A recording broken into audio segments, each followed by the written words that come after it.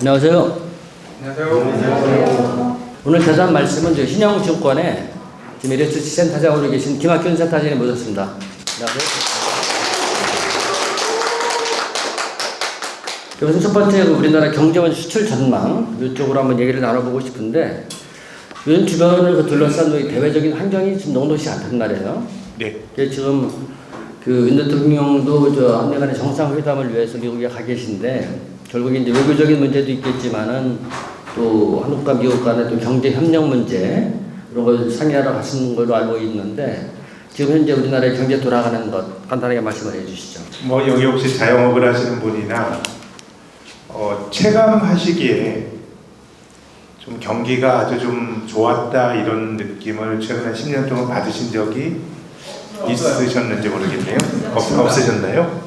예, 제가 이제 96년도에 취업했다라고 말씀을 드렸는데요. 제가 이제 사회에 나올 때는 우리나라 경제 성장률이 한 8%, 9%, 우리나라 경제가 그 정도 매년 한 10% 가까이 성장하던 시절에 저는 이제 직장을 잡았습니다. 그래서 저희 세대들은 적어도 직장 잡는 데는 어려움은 없었습니다. 근데 지금 우리나라 성장률이 계속해서 이제 둔화가 되고 있는데요.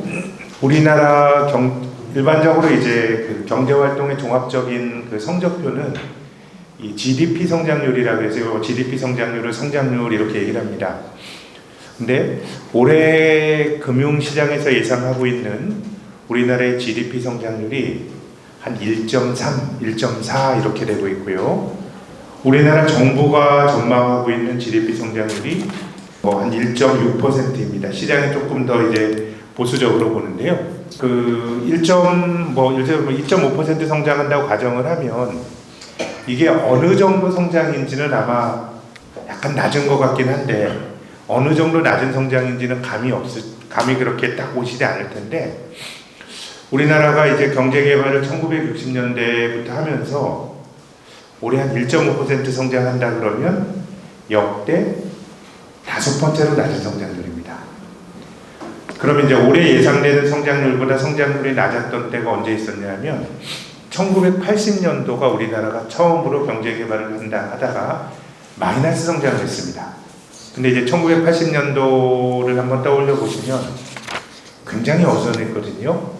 1979년도 그 가을에 박정희 대통령이 암살을 당했습니다. 대통령이 없었고 사회가 굉장히 어선했죠. 막 민주화와 관련된 열망이 있었고 인근 도시인 광주에서 큰 비극이 있었고 그리고 또 글로벌 경기도 그때 2차 오일 쇼크가 있어서 기름값이 막 천정부지로 올라갈 때였습니다.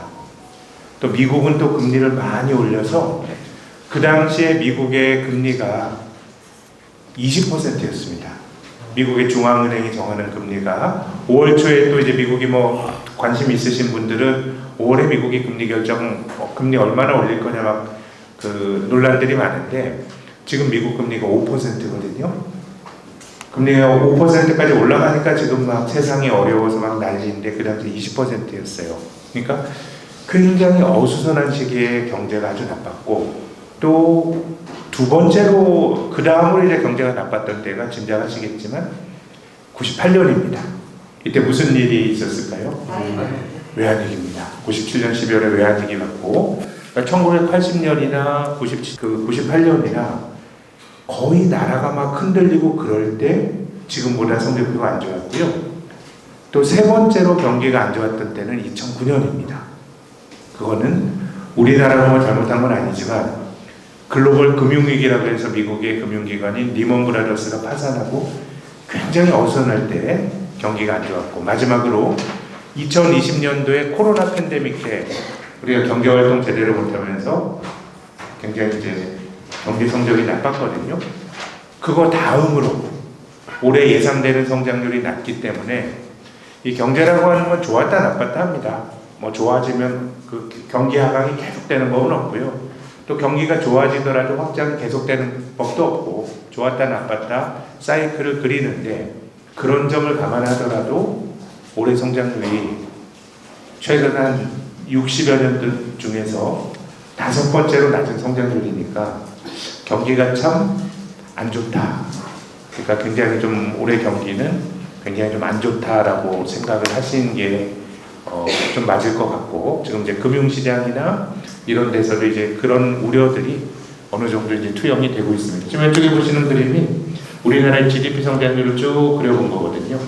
이렇게 성장률이 계속 낮아지는데 올해 예상되는 성장률이 이 기간 전체적으로 따졌을 때 역대 5번째로 낮은 성장률이니까, 이게 뭐 표준어는 아닙니다만 우리가 말하면서 뭐 역대급이다 이런 얘기 하지 않습니까?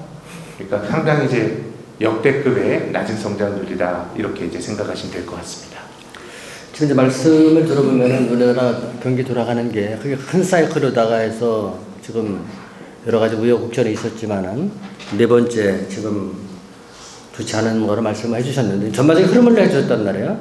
근데 이제 보게 되면은 그 선진국 같은 경우에 되게 이제 그 세계 월드뱅크라든지 경제 성장률 보게 되면은 2 내지 한 2.5% 정도 경제 성장률을 하는 걸로 예측을 하고 있는데, 무대도 말씀하셨지만은 우리나라 하는 것 같은 데서 처음에 1.78 정도 했다가 지금 1.45 정도로 지금 낮추고 있단 말이에요. 이게 지금 일반인들이 보기에는 좀 이해가 안 가는 부분이, 다른 나라는 그래도 적당히 넘어가는데 왜 우리나라만 이렇게 좀 좋지 않은 시각으로 비춰지는지 거기에 대해서 한 말씀 해주시죠. 이제 저처럼 금융회사에서 일하는 사람들 중에 이제 이코노미스트라고 하는 분들이 하는 일은 이 성장률 전망을 막 하는 겁니다. 그러니까 제가 말씀드린 올해 성장률이 한 1.4% 정도 될 것 같습니다라고 하는 거는 예상입니다, 예상. 뭐 올해 성장률 지나가 봐야 알잖아요. 근데 뒤에서 말씀드리겠지만 이제 우리가 투자를 하는 데 있어서는 앞으로 경제가 어떻게 될 거냐가 중요하기 때문에 금융시장에서 경제가 어떻게 들어가는지 끊임없이 예상을 합니다. 여기 오른쪽에 보시는 그림은 우리나라 올해 성장률 전망치의 예상치 변화입니다. 그러니까 이건 어떻게 보셔야 되냐면, 아직까지 올해 성장률 전망치는 안 나왔어요. 근데 작년 이맘때쯤 전망할 때는 올해 한국 경제가 한 2.6% 정도 좀 성장할 거다라고 기대를 가졌던 겁니다. 근데 수출도 안 되고 그러면서 쭉 이 시장의 전망치가 낮아져서 1.4%까지 낮아졌습니다.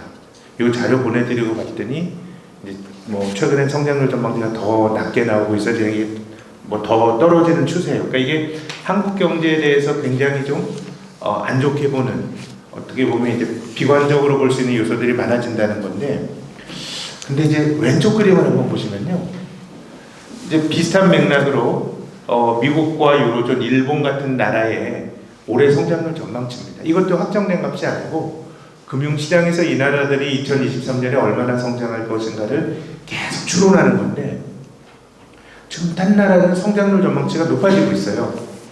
유로존의 경우는 올해 성장을 마이너스 할 줄 알았는데 눈높이가 높아져서 플러스 성장으로 갔고, 미국도 성장률 전망치가 계속 높아지고 있거든요. 일본은 뭐 재미없지만 그래도 크게 낮아지진 않고 있고, 중국도 성장률 전망치가 꽤 높아지고 있습니다. 근데 저는 이런 모습은 제가 이제 증권회사에서 애널리스트 일하면서 처음 봅니다. 미국과 중국, 유럽의 성장률 전망치가 개선되는데 한국만 낮아지는 거는 이런 일은 처음 봅니다. 왜냐하면 잘 아시겠지만 우리나라 경제를 지탱하는 가장 중요한 축은 수출이거든요. 우리나라는 어디 물건을 많이 파나요? 중국에 많이 팔고 미국에 많이 팝니다. 그럼 그 나라 경제 전망치가 개선이 되면 당연히 한국 수출도 늘어날 거다라는 기대가 투영이 되거든요.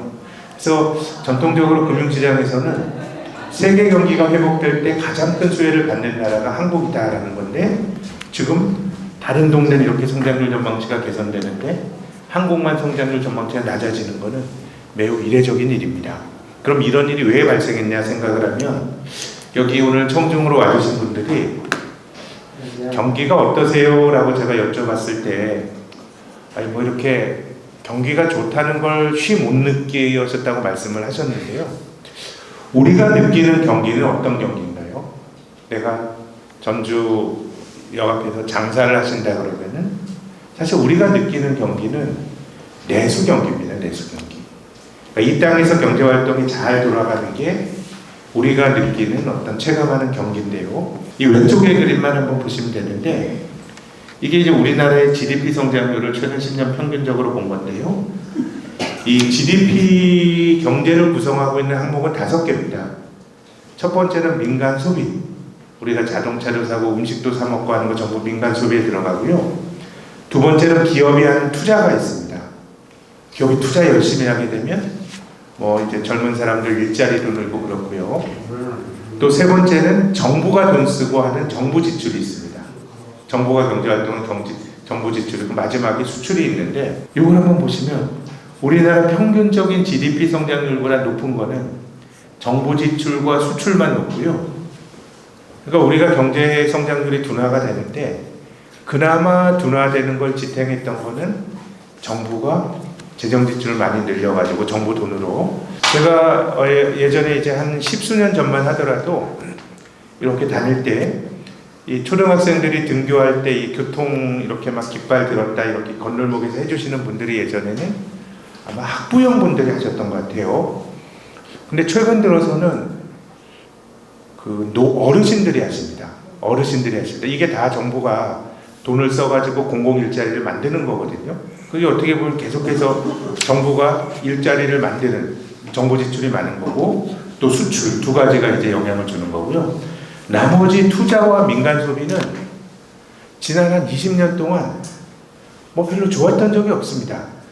그나마 한국 경기가 좋았다 나빴다 하는 거는 삼성전자와 같은 수출 기업이 수출 잘하면 경기가 좋아집니다. 근데 삼성전자라고 하는 우리에게 정말 고마운 한국에 삼성전자, 현대차가 있다라고 하는 거는 뭐 저는 굉장히 고마운 일이라고 생각합니다. 다만 그 삼성전자가 잘 되는 게 국민 경제 전체적으로 퍼지는 효과가 되게 약해진 것 같습니다.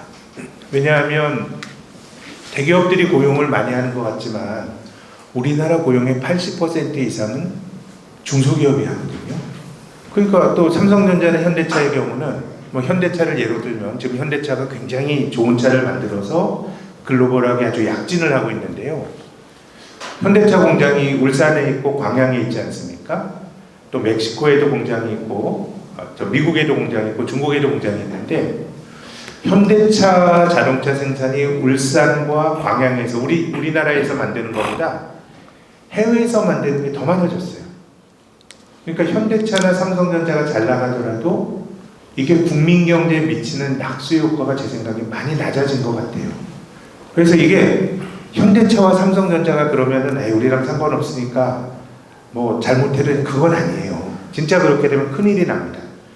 어쨌든 긍정적인 효과인데 과거보다 효과가 낮기 때문에 제 생각에는 글로벌 투자자들이 혹은 이제 금융시장에서 올해 성장률 전망치를 굉장히 낮게 보고 있는 이유는 한국의 내수에 대한 굉장히 비관적인 시각이 있는 것 같아요.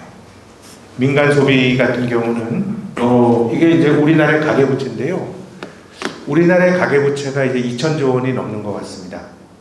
그럼 우리나라 경제 성장률은 앞서 제가 말씀드린 것처럼 올해 성장률 1.5%예요. 저는 뭐 우리가 살다 보면 빚질 수 있다고 생각합니다. 뭐 부채라고 하는 게 힘들 때 좀 어려움이 있을 때 빚을 져서 내가 미래에 열심히 해서 갚으면 되는 겁니다. 근데 우리나라가 이제 성장률이 낮아진다는 거는 소득이 잘 안 늘어난다는 거예요. 근데 가계가 지고 있는 빚은 우리나라 경제 규모보다 많아졌어요. 우리나라 GDP가 2,000조가 되는데 가계부채가 2,000조가 넘거든요. 그러면 우리나라 소득은 한 2%, 3% 늘어나는데 명목으로. 근데 이자는 내가 4%, 5% 낸다 그러면 민간 소비가 좋을 수가 없습니다. 그래서 오늘 제가 4월 26일 날 이제 지금 말씀을 드리고 있는데 어제 우리나라 1분기 GDP 성장률이 발표됐는데 근데 어저께 발표됐던 우리나라 1분기 GDP 성장률이 0.3% 전분기 대비 성장했거든요. 근데 이거는 제가 말씀드린 것과는 다르게 그나마 민간 소비가 괜찮아서 성장이 됐습니다. 그럼 1분기에 민간 소비가 괜찮았던 거는 왜 그런 것 같으세요? 저는 마스크 벗고 저 같은 월급쟁이들, 직장인들 막 회식하고 이런 것들이 많아서 나타났던 일시적인 현상이라고 생각합니다. 그러니까 사람들이 잘 못 써요. 그리고 두 번째인 기업의 투자. 이 이제 투자는 두 가지로 결정되는데요. 도로 만들고 하는 인프라 건설 투자가 있고요. 주택 건설도 건설 투자에 들어가고 기업이 하는 설비 투자가 있는데 이 왼쪽 그림은 우리나라는 설비 투자가 그 건설 투자가 설비 투자보다 더 높아요. 그러니까 우리가 전체적으로 투자를 하는 데 있어서는 삼성전자 공장 짓고 이런 데보다 땅 파고 건물 짓는 비중이 더 높은데 근데 이미 뭐 우리나라는 지방자치제가 된 이후로 건설 투자나 이런 것도 이미 많이 진행이 됐어요. 더 이상 땅을 팔 데도 별로 없고 기업들의 기업은 투자를 열심히 하고 있는데 이 투자가 이게 우리나라 기업들이 해외에 투자하고 있는 거거든요. 이게 투자를 한국 땅에서 잘 안 하는 거예요. 이미 지금 이제 미국이 막 한국을 비롯한 전 세계를 막 이제 좀 강압을 하기도 하고 여러 가지 룰을 만들어서 미국에 투자하라라고 얘기해서 삼성전자, 현대차 전부 미국으로 가고 있거든요. 그래서 한국 기업들이 미국에 투자하기로 한 금액이 약 100조 원 정도가 됩니다. 굉장히 큰 금액인데 기업 입장에서 열심히 하는 겁니다. 또 거기서 뭔가 기회를 찾을 수 있을 테고요. 다만 그것이 이 땅에서 투자하는 것보다는 낙수효과가 낮기 때문에 소비는 빚 때문에 못해. 투자는 기업들이 열심히 하고 있지만 다른 나라에서 많이 할 수밖에 없는 여건이니까 뭔가 내수가 구조적으로 안 좋은 거고요. 마지막으로 이제 정부가 지출을 2015년 박근혜 정권 때부터 정부가 지출을 늘리면서 성장을 방어했는데 지금 이제 이번에 그 집권하고 있는 윤석열 정부 우리가 보면 우리 정부는 이제 보수 정부입니다. 뭐 저는 그 경제 정책에 정답은 없다고 생각하는데 그나마 조금 진보적인 사람들이 그 정권을 잡게 되면은 정부가 많은 걸 해야 된다고 생각합니다.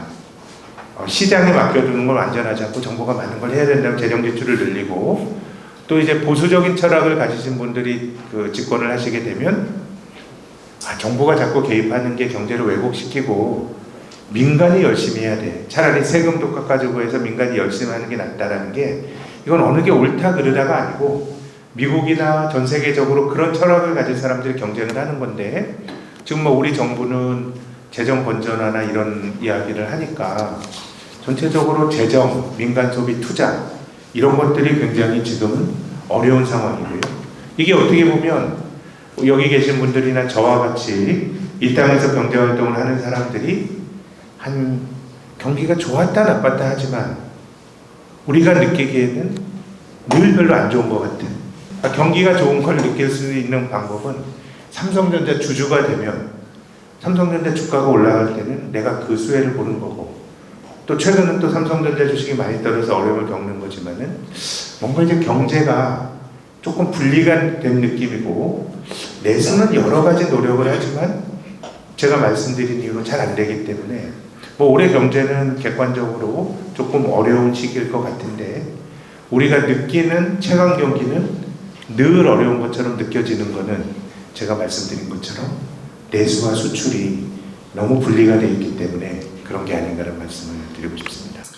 지금 위원님 말씀을 들어보면은 우리나라 경제 성장을 크게 이루는 5가지 축 중에서 지금 좋은 게 별로 없다는 이제 말씀해 주시는데 그러면 이제 시각이 약간 바꿔가지고서요. 그 중국 얘기를 이제 안 할 수가 없는데 그 대중무역 적자가 작년 여름부터 지금 계속 적자를 보고 있단 말이에요. 그래서 제 기억으로는 9개월에 10개월 정도 되는 걸로 알고 있는데 이게 이제 구조적으로 또 문제가 있는 건지 아니면은 예전에 또 코로나 문제가 심각했기 때문에 풀리면 괜찮지 않겠느냐 하는 얘기인데 그 대중 수출 문제 한번 짚고 넘어와 주시죠. 제가 앞서서 이 내수를 구성하고 있는 것은 민간 소비와 투자와 정부 지출인데 이런 것들이 좀 구조적으로 좀 어려웠다는 말씀을 드린 거고요. 그래서 결국 수출인데 근데 실은 우리가 수출이라고 말하지만 대중국 수출이 제일 중요합니다. 우리나라가 1992년에 중국과 수교를 한 이후에 한국이 중국 덕을 굉장히 많이 받습니다. 중국에서 돈을 굉장히 많이 벌었죠. 그래서 우리 주변에 보더라도 중국에서 뭐 공장을 하시거나 사업하시는 분들 많아졌고요. 이제 지금 보시는 그림이 우리나라의 대중 무역 수지입니다. 뭐 위쪽으로 많이 그려져 있죠. 흑자를 엄청나게 많이 받는데 작년 5월에 적자가 발생을 했습니다. 근데 이 적자가 얼마만이냐? 1994년 이후로 28년 만에 우리가 중국과 교역을 하면서 적자가 발생했습니다. 근데 금년까지 계속 적자가 발생을 해요. 우리가 대중국 무역 수지는 진짜 중요한데요. 제가 앞서서 이제 우리나라는 수출로 경제가 지탱해 왔다, 정부 지출로 지탱해 왔다고 말씀을 드렸는데, 우리나라가 수출을 하면서 2000년대 들어서 본 무역 수지 흑자 규모가요, 8천억 달러 정도 됩니다. 이게 전 세계에서 제 생각에는 두 번째 아니면 세 번째로. 한국이 진짜 수출 강국이거든요. 8천억 불을 벌었는데 그 중에서 중국에서 벌어들인 게 6,800억 불입니다. 그러니까 중국이 아주 절대적인 거예요. 그래서 지금 이제 이 우리가 중국과의 교역에서 적자가 나타나고 있는 걸 좀 심각하게 봐야 되는데, 근데 조금 이제 불투명한 점은 있습니다. 왜냐하면 지금 대중 적자가 작년에 중국이 코로나로 인해서 경제를 봉쇄하지 않았습니까? 봉쇄? 경제활동을 안 하면서 정상적으로 교역이 안 됐기 때문에 일시적으로 나타나는 현상인지, 아니면은 뭔가 구조적인 경쟁력이 바뀌어서 이제 중국 기업들이 무섭게 성장을 하면서 한국 기업을 대체하고 이런 과정을 거쳐서 이게 바뀌는 건지, 이게 좀 불투명합니다. 그래서 저는 저나 여기 계신 분들이나 앞으로 뉴스를 보시면서 앞으로 한 5월, 6월 정도까지 한국의 대중 수출, 대중 무역 수지가 어떻게 되느냐를 잘 관찰하시기를 권해드리고 싶습니다. 왜냐하면 이제 중국 경제가 리오프닝이란 이름으로 정상 가동하고 있거든요. 근데 중국 경제가 제대로 돌아가는데도 한국이 중국과의 교역에서 계속 적자를 본다. 이거 심각하게 봐야 됩니다. 한국 경제는 수출이 지탱하고 있는데, 실은 지역적으로 따지면 중국에서 아주 그야말로 돈을 우리가 긁어 모아서 어떻게 보면 경제가 지탱이 되고 있는 건데, 중국과의 교역에서 적자가 난다라고 하는 건 우리가 눈여겨봐야 되고요. 이것이 구조적인 현상인지 일시적인 현상인지는 한두 달 정도 더 지켜봐야 되는 거 아닌가라는 말씀을 드리고 싶습니다.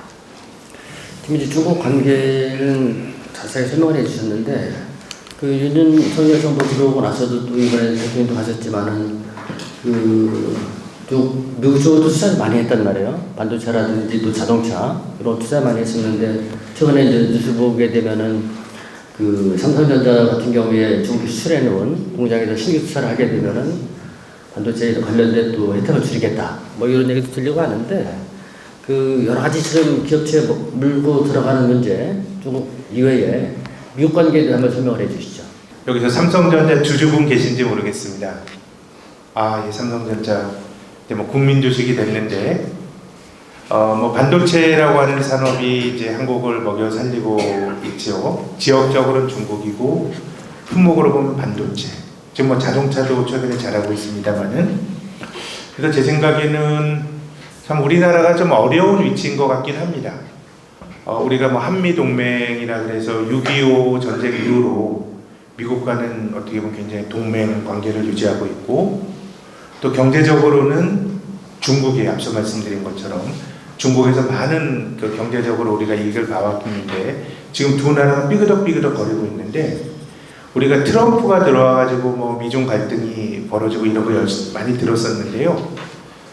제 생각에는 미국과 중국은 떨어져서 살기가 힘들다고 봅니다. 작년에도 미국과 중국의 경제적 교역 규모는 많이 안 줄었거든요. 왜냐하면 중국에서 만드는 싼 제품 이런 거 미국이 만들면 너무 코스트가 많이 드는데, 근데 미중 간의 갈등에서 서로가 포기하지 못하는 게 반도체입니다.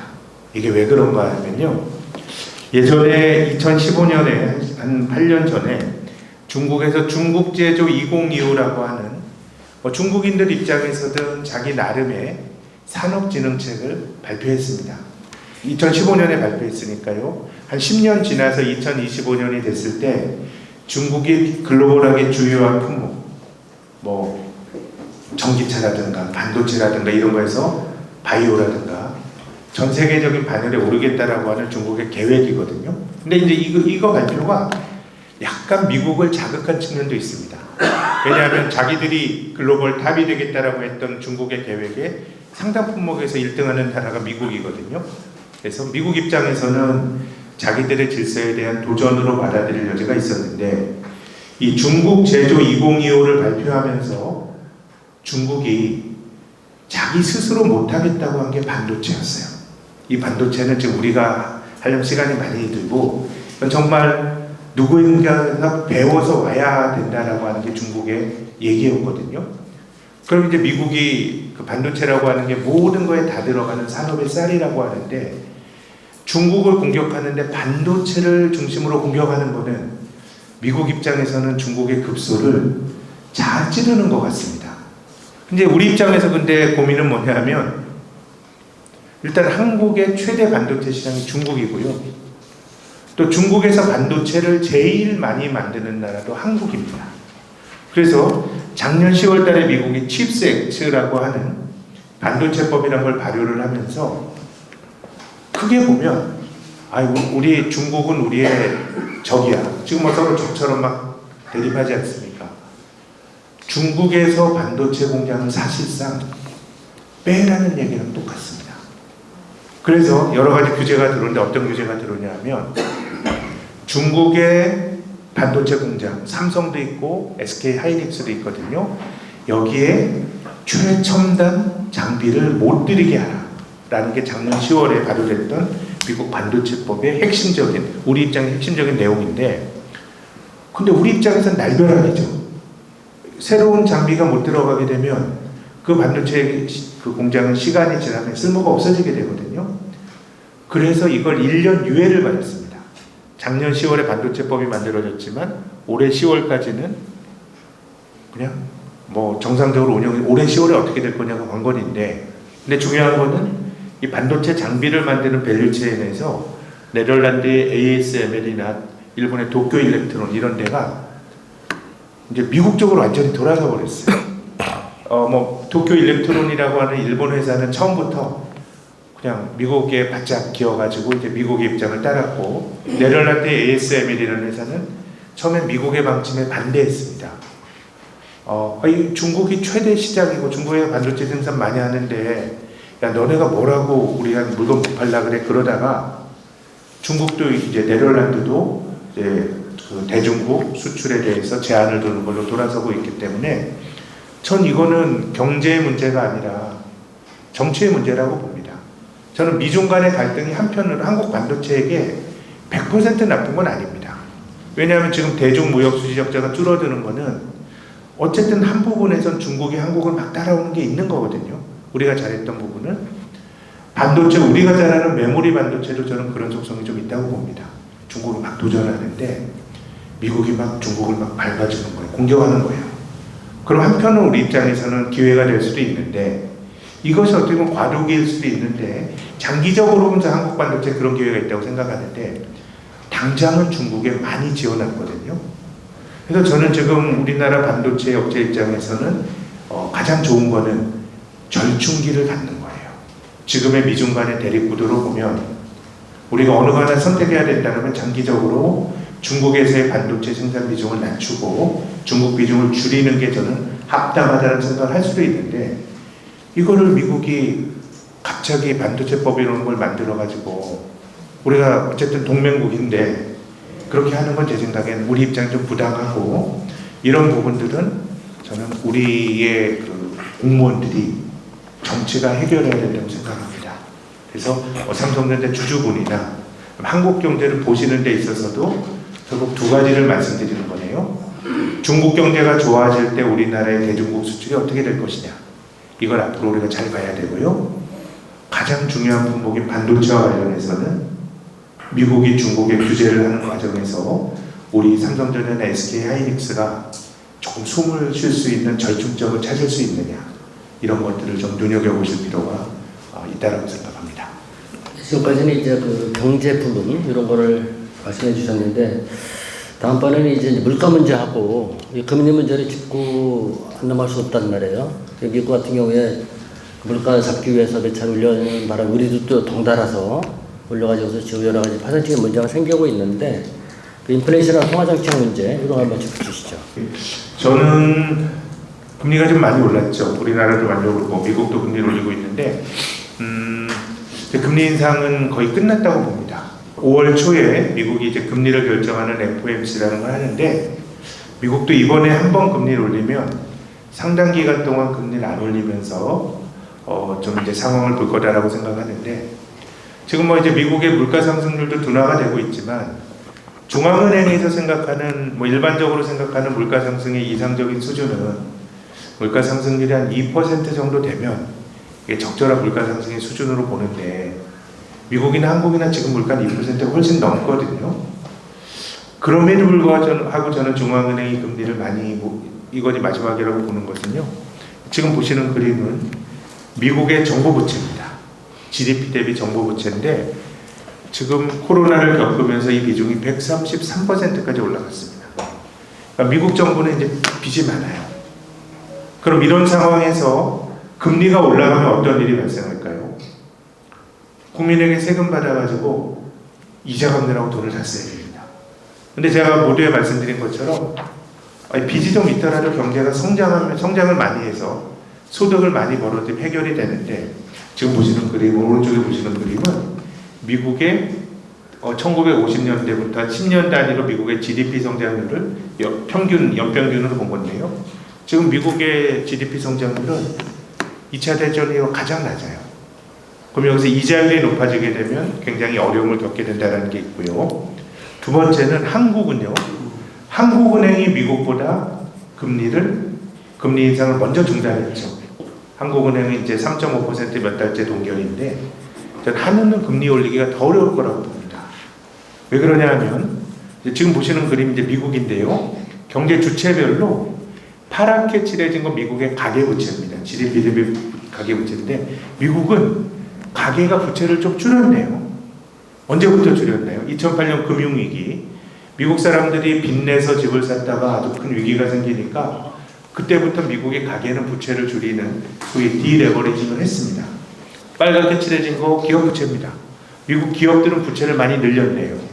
근데 이 빨간 기업 부채 절대 수준이 1970, 80년대보다는 낮습니다. 미국 기업들이 막 투자 안 하고 막 이러다가 이제 미국 기업들의 투자의 야성이 살아나고 있다라고 하는 평가도 있습니다. 그리고 미국에서 심각한 거는 연두색의 정부 부채입니다. 사상체 부채예요. 그래서 이제 이자율이 올라갔을 때 부담이 되는 거는 미국은 정부가 가장 큰 부담이 되는데, 한국을 한번 보시면 기업 부채 역대 최고, 가계 부채 역대 최고입니다. 상대적으로 한국은 연두색의 정부 부채가 논란이 많습니다만 낮거든요. 형편이 낮습니다. 그러면 이자율이 올라갈 때 빚 많이 진 사람이 영향을 받는 거는 당연한 일인데, 미국은 영향을 정부가 제일 많이 받고요. 한국은 가계와 기업이 많이 받습니다. 어느 게 더 심각할까요? 한국이 심각하죠. 왜냐하면 정부라고 하는 거는 조세권이 있고 하는 굉장히 어떻게 보면 조금 신뢰도가 높은 경제 주체고, 민간은 정부보다 신뢰도가 떨어지거든요. 그래서 이자율이 높아졌을 때 받는 고통은 한국이 더 크기 때문에 제 생각에는 미국이나 한국이나 결국 부채의 문제에서 파생이 된 걸 생각을 한다 그러면 금리를 많이 올리기는 좀 힘든 거 아닌가. 금리 인상이 거의 종반부다라고 생각합니다. 그래서 은행에서 이 대출 받으신 분들, 어려움을 겪고 계신 분들, 혹은 내가 여윳돈을 예금하시려고 하는 금리에 이해관계가 있으신 분들은 제 생각에는 이제 금리가 올라가는 사이클은 좀 일단락이 된 거 아닌가, 저는 그렇게 생각을 합니다.